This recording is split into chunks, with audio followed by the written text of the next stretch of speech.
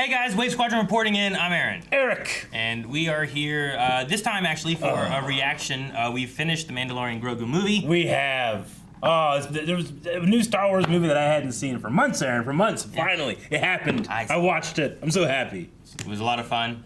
So make sure you check out our reaction. But right now, we are going to check out a behind-the-scenes video. This is actually from Adam Savage's Tested. And he got to go and like explore some stuff. I love Adam Savage, and I love Tested. He's done a lot of really cool stuff. Man, what a life he gets to live, huh? Yeah, so I'm excited to see like hopefully some ways of like how they did stuff, maybe some like Easter eggs we missed, like different things like that. I haven't seen this yet either. I just knew that it existed, and I was waiting until. So let's check out. Let's bust some myths. Sir. Hello, sir. How are you? Very good. How are you? Really good to see you. Don't shake me too hard. What do you got there? This is something Dave Igor An Etch-a-Sketch. Wait. at the Sound Mix. That's precious. Isn't that cool? Dude. Great to see you, man. That's Thanks for coming talent. by. Absolutely. The Mandalorian and Grogu marks the return of Star Wars to the big screen. The Adam Savage culmination worked on of the a journey prequels. that began when we met Marvel these making. now iconic characters who pushed the boundaries of was Star there, man. Wars storytelling. Tested visited the production where director Jon Favreau walked I wanna me go in through that room. the practical sets they built, housed within Quonset huts, and in fact, the very same Quonset huts built during the mid-century aviation and hot rod boom that inspired George Lucas's original vision. It's on these sets and the production archives that Star Wars is at its most tangible, where I can see and touch and be immersed in the practical spaceships and droids and creatures and props. You know Adam has that little flashlight he carries everywhere. Calvin does that too. You must be so excited to finally show the world your baby. I am. I'm pretty excited about it. This area is known as Thunder Alley. Yeah. In the hot rodding days, these were all like Traco motors. James Garner had his very garage out Lucas here. coded. Yeah, So right. here in this neighborhood, originally it was Howard Hughes built aircraft here, and we filmed Iron Man at what's now Google headquarters, the Spruce Goose hangar. This was part of the big, his big airfield. Holy cow, I didn't realize. This was many years ago. Then the hot rodders came in, took them over, and these became machine shops. And this is where they built a lot of the bolt-on parts. Oh, man. And then later tech came through, so it was sort of Silicon Beach. Yeah. But these Quonset huts are old originals, and we've done motion capture in here. We've one of the structures is our model shop. We filmed Oswald in these, using these as sort of like mini sound stages. Crazy. And we filmed Star Wars here, and so I'll bring you over across to where we filmed it. Oh, let's see. All right. Inside here is where we actually filmed a Delphi base for the series No way. and for the film. So you didn't just reassemble the set here. This is where you We filmed. kept it standing. Oh, These are that's just so designs that awesome. we had. This is actually the food pod That's where we where first saw Marty that in Scorsese's Mando. character Holy cow. works. The food pod. So if you go in there, actually, Amazing. Oh my gosh. so it's a little Gandalf in the Shire. I love this. I love that you built a practical set. Yes, we did. We were able, because it's a film, we were able to have the time to build a lot of practical. Hell yeah. On the show, we had to turn around in less than a year. Yeah. And so we innovated. There was new GPUs, NVIDIA, that everybody knows NVIDIA now, but at the time they were just a gaming video card company. Their new they started cards using allowed Unreal us to Engine, have a like, refresh live on rate set. that allowed us to do 24 frames. Our volume, the video walls, were driven by basically VR tech, gaming tech. Incredible. And so Makes sense. we use that to get in-camera final pixel effects. Now we use some of the same technology more for interactive light, but we had the opportunity to build full sets and just It's do things we perfect never for had like the opportunity to do spaceship because we had several cockpits years. and doing like Yeah, hyperdrive. yeah, I guess and that's stuff. true. Yeah, that's the interactive light part. I was trying to think about So like this was times one to of use our it. builds. And, It's incredible how much Like when the practice sun you set, really you have do. the proper So sunlight. as we go through here, this was our set from the show and from the film. I love that you used the same one. In keeping with what George Lucas did, he used a lot of, kit bashed a lot of World War II techs and Yeah. props, and you know from the Greeblies and when you were making models, that Yeah. you'd pull pieces from the old model kits. Yeah, the old Tamiya World War II They would train just cars buy and giant rail like guns battleship and, models. And for the weapons, for the spaceships, for everything. So, and you were, I know you IG probably heads. recognize. Oh yeah, the IG, the Derwent engines for. Right, used that's a for Rolls bar Royce stuff. engine, Yeah. right? And, That's and in the before back that, of it was in the episode bar 4 too. Yes. on Tatooine. So Yeah. we've love Amanda Serino and Andrew Jones are in our art department. They've been Finally broke. sourcing this stuff as they did on the. We've really tried to capture the spirit Look of at the helmets up. Yeah, on the wall. helmets up top are great. Ezra would love because this. that's what I grew up with. Well, and in using the Quonset hut, you're Yeah. kit bashing Except the for actual except for world. The whole world, exactly. So it doesn't take much, much like in the original film, you just have a few art pieces in there, and then Yeah. you tie in, and then you change them to pill windows.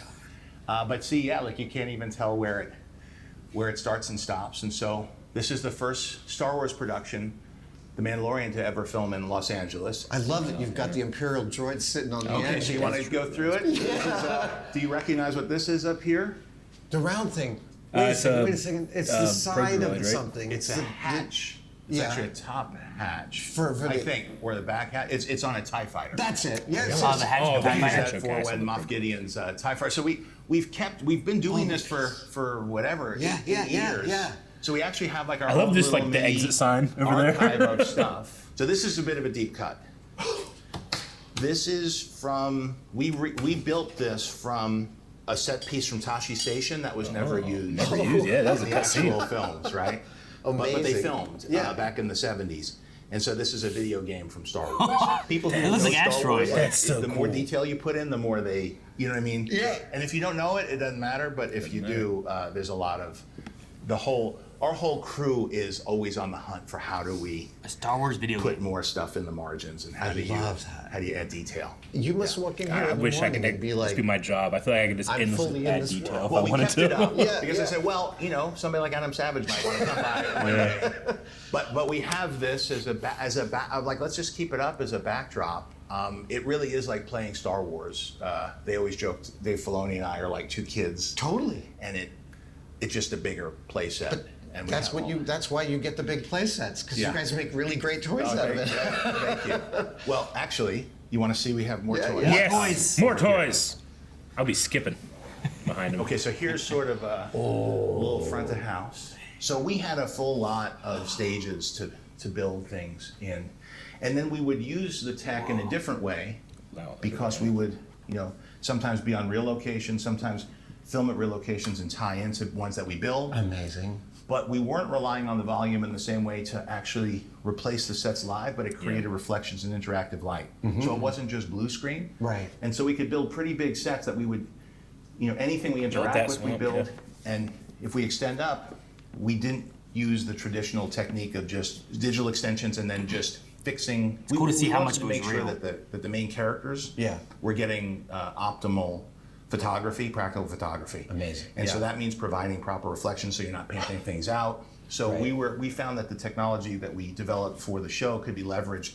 And John Knoll actually built, I don't know when you were touring with him, but he actually built a mini volume. I saw the for mini the volume. miniatures. No, that for the Razor Crest for Yeah. breaking through the planet. We saw them put the mini volume on. It was amazing. And I know on the prequels it was a big challenge with the reflective ships, Yeah. the Naboo ships, Yeah, right? George wanted chrome, that and they're you like, were kind of getting chrome? reflections. Why? Totally. Why And sort of those? leaned into that, as we did with his armor. Here's a practical location we built downtown. he is also Los reflective too, Angeles. yeah. It's He sort of is, a yeah. noir look. And there it is, you're getting a sense of it. But then at the end, we actually plugged panels in for Yeah. extension, so we had live, So you had Ref- deep. Oh, deep, and also reflection, so we could go Look wet. how much is on screen. Neon It's noir look is crazy. all about reflections and lights. So this is is your the top- Wrigleyville. This is Yeah, your now we're Blade replaced the Runner. top, and now it'll be the That's city amazing. stuff. And we watched all those films together. Yeah.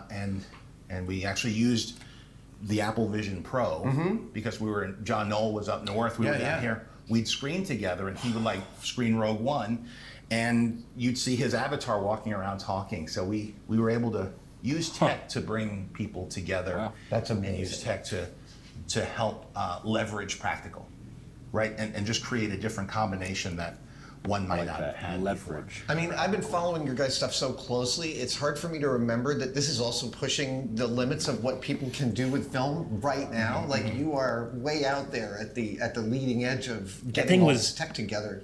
But as you'll see, like it's super low tech at its core, so it's a mix. Yeah, and that mix is very specific to what George did with Star Wars, because he did really it was super high tech, bleeding edge tech, the Dijkstraflex at the time. Yeah. But you also had really a lived in world and old props and very tactile. So that's what we together as fans try to figure out, is this Star Wars or not? This is actually a blow up of the Doug Chang original artwork. The original. Oh, hell yeah, Doug. I'm not sure if he was the artist on this one. I think he was. But this is based on a doodle that, when I first showed the script to Filoni, he doodled this from the first episode, and that became... They say Dave is constantly drawing in meetings and stuff. I mean, he started in animation. Right? That's how I used to like pay attention to things, is focus on drawing, and I would hear way not better. in the film, but from the show. Yeah. We have a few of them. One of them the dark side. I have. I'm so glad for that. That's as it should be. Here's little Rada as a baby. That's something that I painted. You painted? On the weekends, yeah. Dude, he's beautiful. Yeah, thank you. Oh, that's great. So that's fun.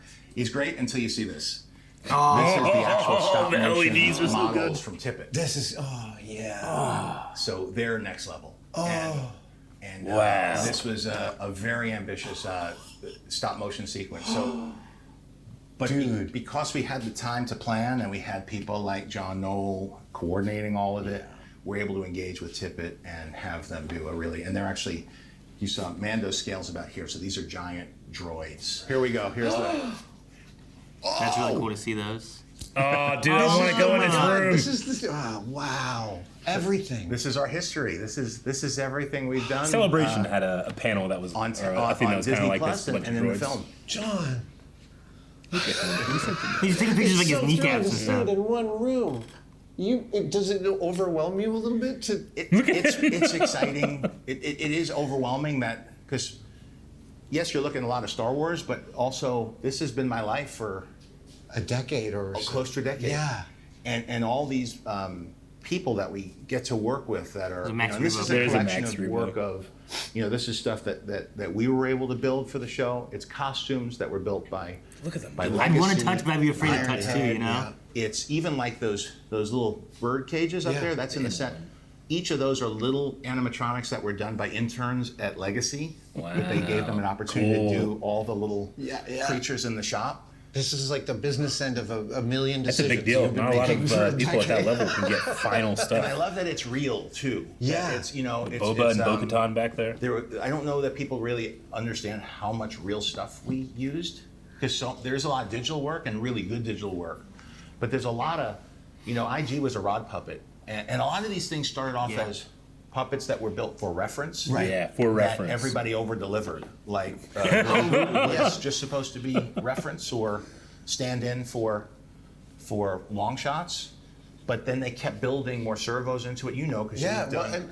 and you guys ended up limiting the CG model to Yeah. the confines of the practical. And because it's Star Wars, I think people are more accepting of the wonkiness of a puppet. It's not even as long as accepting, it it's that I has desire it. some life to it I and want it. personality.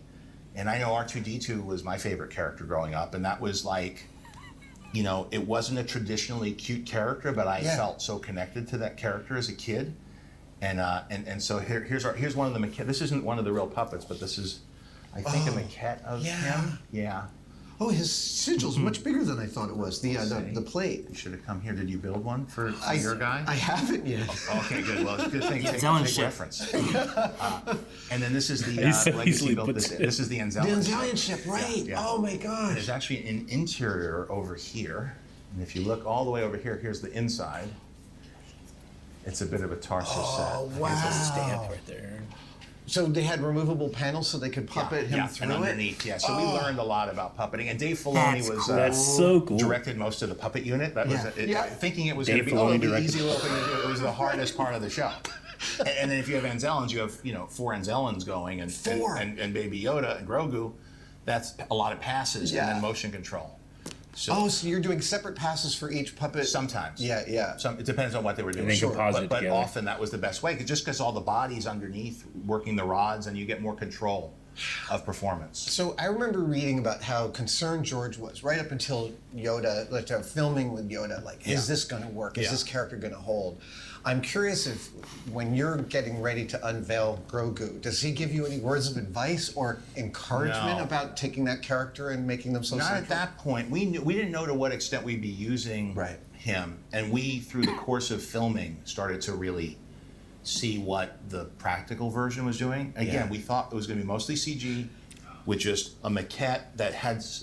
They said, let's just build a little bit of movement in, just so in case it's in the background. And they For a over-delivered. television show, you're not paying for a CG shot. Sure. If it's just in the background, just have it move around. Right.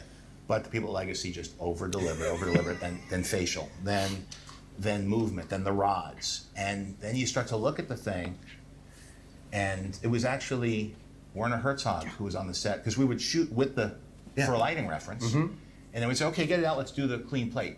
And he was the one who called us cowards for doing a clean plate. He says, this thing's beautiful, it's magnificent. Why could you? What a perfect and word Deb to Chow use. was directing at the time. Cowards. She was like, Werner Herzog, who's, and so we started to trust it more, and then we knew once that we'd have the first reveal, because thanks to Lucasfilm and Disney, they kept it a secret. kept It was it, not in yeah. any of the Wow, merch or the they marketing keep- material. So And so to have a surprise is rare now, because everybody knows everything ahead of time. And so that reveal was really, we knew it. And then it created, I think people wanted to see the show when it came out, so that they wouldn't see on social media what had happened. They wanted to be part of that discovery. And then Baby Yoda became a international, before the show was even available in markets, something about that image and the innocence of that character and the cuteness and the personality people got and connected with. And so he's part of our thing, but he's also part of the world. And one of the interesting parts about making a film with him as a star is you can't assume, if people know him, they might not know everything about the show. So it's not unlike season 1, where there's going to be new people coming to see this. Of course, right? yeah. Mm-hmm. But your core audience, They don't are the have any fans. shorthand that They don't. But the same thing happened in season 1. Like we assumed that nobody knew anything about Star Wars. There's new characters. Here, as long as you know that he's a bounty hunter and he's got his little apprentice/adopted child, and what that dynamic is, you're good. But you also have to make it so that people who've been like us with Star Wars since the beginning, you have to give them a lot. And you have to make it work for both audiences. That's a trick. That With sounds them. like a really tricky needle to thread. But I think we did it the first season. yeah, You know what I totally. mean? So I think that we kind of knew keep the story clear and clean, know who the good guys and bad guys are.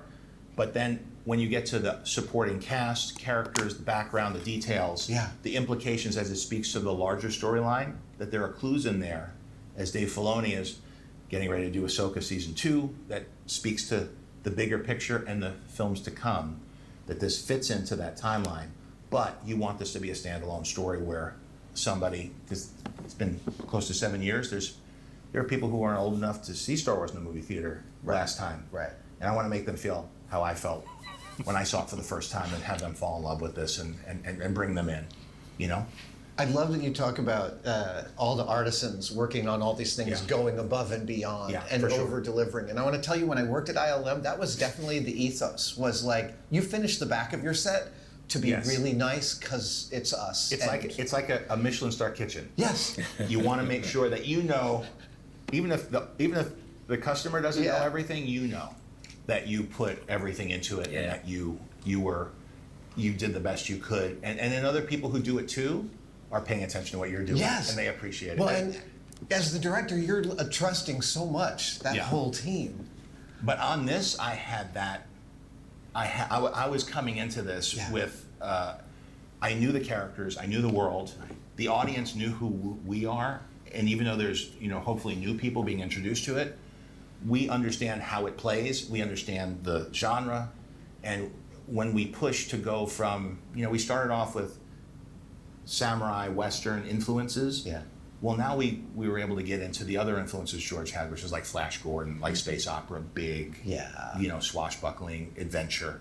And so we had other Oh my god! I just realized it's the first movie without a lightsaber. other golf clubs in our bag that we would have had on right? Oh my we god! had the Big Bertha. We had big, yeah. you know, so we could do things of a scale and a scope that we couldn't do before. But we were building on something we already knew with craftspeople that were at the top of their game. So I never felt this experience going into a film where we already felt like we did our reps together. And then finally when we hit the set, it was, okay, what can we do from here? So I have a story before we wrap, which is that when I got on Star Wars on episode 1, it was just the last 8 months of production. So there was a warehouse over there at Kerner where all the models from episode 1 were. Yes. And I was just there for a few months and I was new, so I was, telling people what I could do, and I mentioned that I'd made a whip. And my supervisor, Brian Gurdan, was like, bring in your whip tomorrow, I want to see it.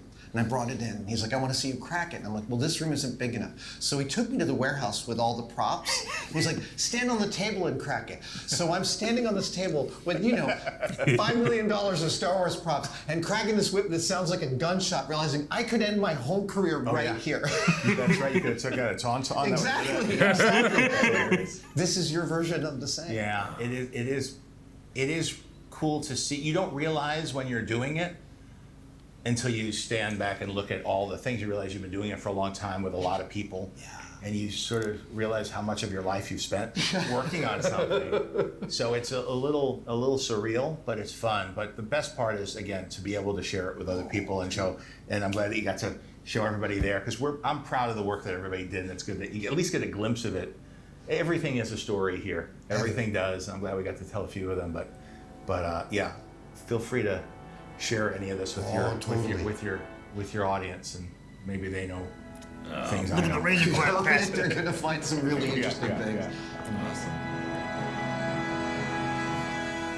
That was so good.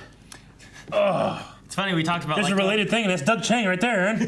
inside the Star Wars art department. He also has Adam Savage brings Grogu to life. Oh, there's a few things that he's done, I think, too. But Yeah. this one was, I thought, like a nice, quick one that would be easy to kind of watch and see. But there's a lot of things Adam Savage has done. Oh, so I love it. make sure you guys check out Tested if you haven't. Yeah. And you can see some cool stuff that he's got. But I mean, behind the scenes features, obviously this is tested, so it's not coming directly from Lucasfilm or anything. Sure. But they were like, I always enjoy movies, but behind the scenes were always fascinating to me. And what he said there, everybody just over-delivered. Dude, and it comes through in the art so easily. the fact that changed aspects of how they were gonna do some of the movies, we did so many more puppets, they said, like the IG droid, because people over-delivered it, and it looked good enough to be well, why make this when we have this? And the same thing happens with Grogu, where it's just make something that can sit there, that way we have something that kind of look like Grogu in the distance. But then we'll swap it out with CGI. Yeah. And they delivered it did facial expressions, its ears moved, the rods would adjust, and you're like, well, this looks great. Why not just use this? It's old Ninja Turtles in the 90s versus the Michael Bay Turtles, where it's sure, those guys are fine. Yeah. But something felt more real about the 90s Turtles does. to me, of this feels like something actually here and tangible. tangible. I know the You can people touch it. went through a lot in those turtle suits. They were the hottest, the hottest suits ever made, or something like that. I appreciate all of their sacrifice, because I believe those turtles were right there next to April O'Neil and stuff, And same thing here. I very often feel like when I'm watching, I'm not thinking about oh man, I wonder how they did Grogu. I'm just oh yeah, there goes Grogu. He is a character in Star Wars. He is. He's a star. He's one of the actors. He's not a CGI. I believe he's there more than I believe Jar Jar's there. You know what I mean? The thing I love about him is that it's not, you can't, Gollum, you can point at Andy Serkis. I mean, a lot of people put work into Gollum to make him that way, but you can point at Andy Serkis and be he's Gollum, But you can't do that with Grogu. Grogu was an amalgamation of so much passion and work. Yeah, sure. From so many people.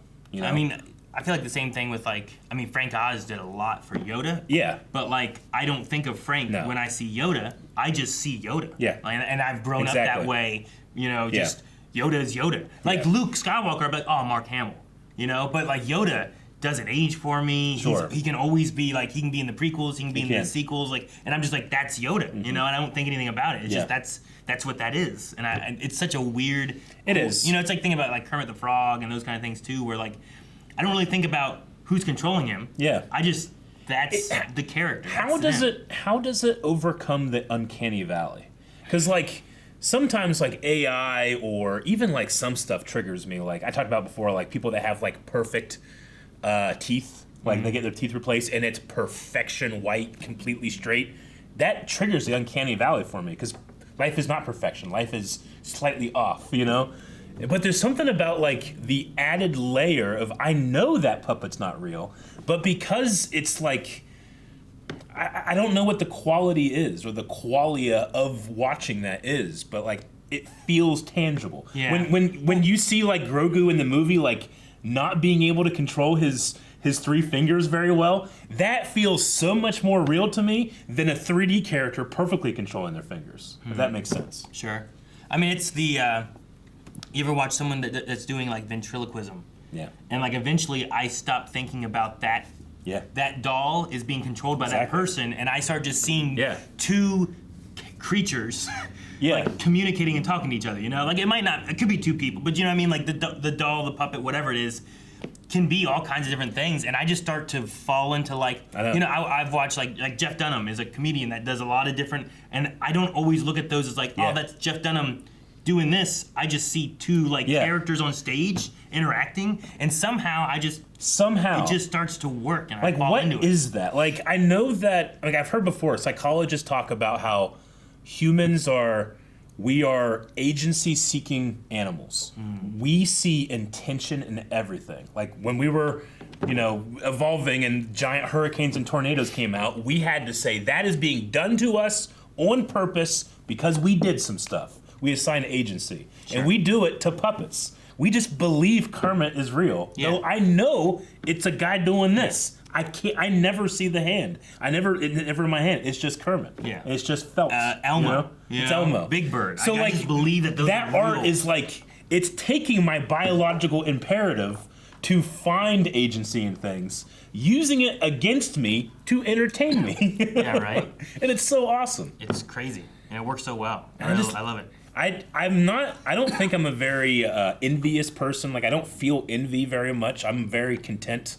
But when I see like that Jon Favreau when he said like I've been doing this like for the last 10 years of my life, like that's a huge part of what makes him now, you know? Yeah. I think a lot of people when they see giant franchises like this, we all kind of feel like we're catching up to what has been and we're not paying attention to what is now. And John right now is like more steeped in Star Wars than Lucas was at the end of Return of the Jedi, you know?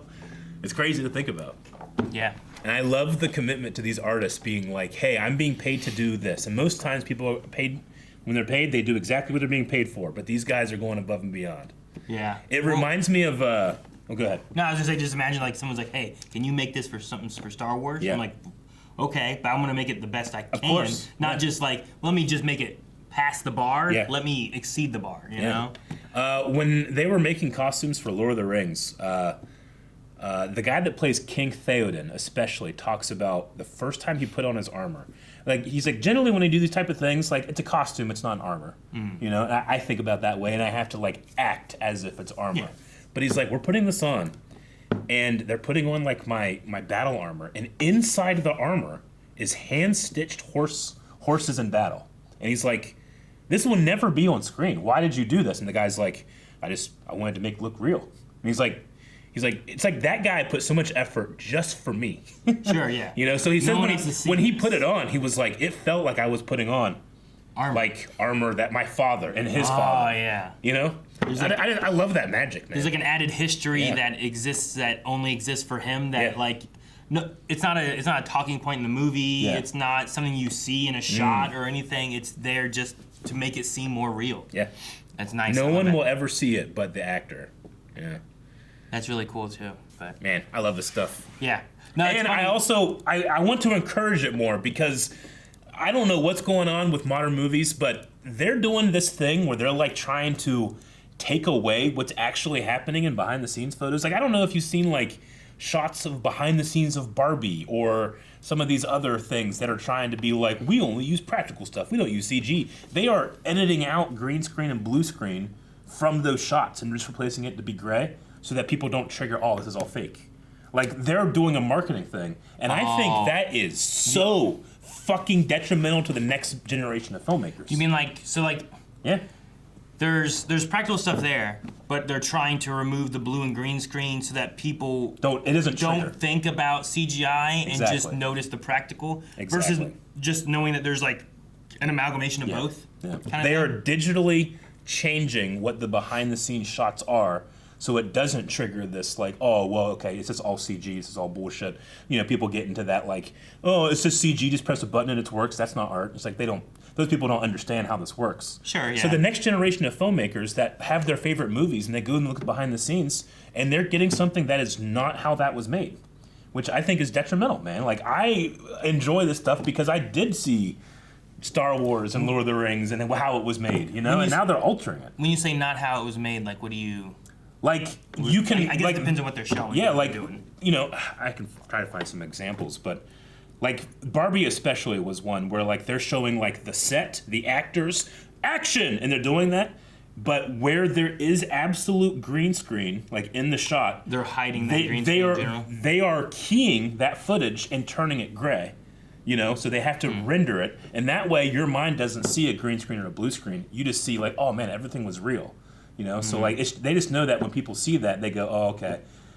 They're thinking about Ian McKellen alone on a green screen crying because like, this isn't acting. You know, like the worst part of that type of filmmaking. But I like I said, I think it's detrimental Well, to the yeah. next generation, Especially when to not tell them how you're actually doing things. I mean, I think the two things with it is not giving visual effects artists like their dues. Yeah. You know, I think that's one thing. But then also Yeah. like the idea that like, well, both things can exist. I mean, I've seen some like slop that's just all green screen. Yeah. You know, and there's nothing practical, nothing really real except for like the actors that are there, I suppose. And sometimes that really works, like Speed Racer. Well, yeah, but that's also like that was going for like the style. It was. and like they needed that for that. But other times it's like, well, it's so much cheaper for us to do this, so we'll just put a picture back there and make it work, you know. But where like Star Wars, at least with Mandalorian and Grogu, the combination they're looking at, like going through and seeing how many of the sets are real and how big they really are and how much like I don't know, detail and time they spent actually making these sets. Sure, like there's no real city way up there. No. You know, we'll add in that. Yeah. But where we are and where we're playing is all real and tangible. There is a food vendor cart that's real. That guy that's probably is just all CGI, probably for inside of it, is inside an actual thing though, you know? Like, And there's a mixture of both. It's practical and CG, where they could have just been like, it's all CG. You know, you could do that, but they didn't. So like seeing those blended, I think helps more for future generations to be like, let's not all go one way or the other. Let's find ways to like blend them together and make it seem as real or as fun or whatever as we want and as we can. Yeah. So yeah, I get what you mean. Yeah, I wouldn't hide it because I think that it makes the behind the scenes itself, which is supposed to feel natural, of like, look, we're filming behind the scenes to show you guys how we made it. Makes it feel like there's a lie being there. You know? Yeah, it does. I know that Top Gun Maverick was also accused of it too, saying like, oh yeah, everything you see is in camera, and it's not. A lot of it is visual effects. And you're kind of like spitting in their faces when you say that. Sure. You know? The visual effects artists. I mean, like, well, we hiding live the fact that we did it. We live in a world where like visual effects houses will win Oscars and then close the next month. You know, and that just shouldn't be happening. But it's because we're like ashamed that we're not making movies the way I should think they should be made or something like that. You know. Sure.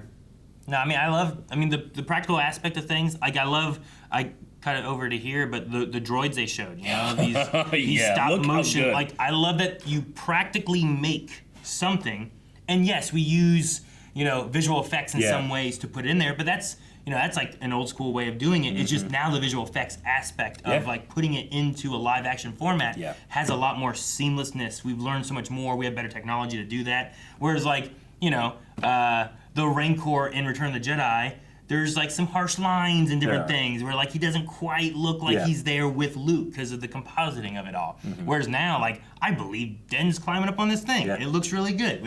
It fits in there so well, even though it's also a real practical stop motion puppet, Yeah. So it's cool to have those things blend. So I would prefer if they don't try to like push that we never use CG. Same. And don't push that like you should only use CG. No. But find those fun ways You to should blend use them. everything. There is no, like, a Jedi would study every single sword art, not just one. It would do all of them. Once you go down the way broadly, you can see it in all things. So do every single thing you possibly can do. Yeah. Don't limit. But the Phil Tippett, like, I know that. I was recently watching a thing about Phil Tippett, I think. Let me make sure. But he has a couple shots of when he was doing the dinosaurs for Jurassic Park.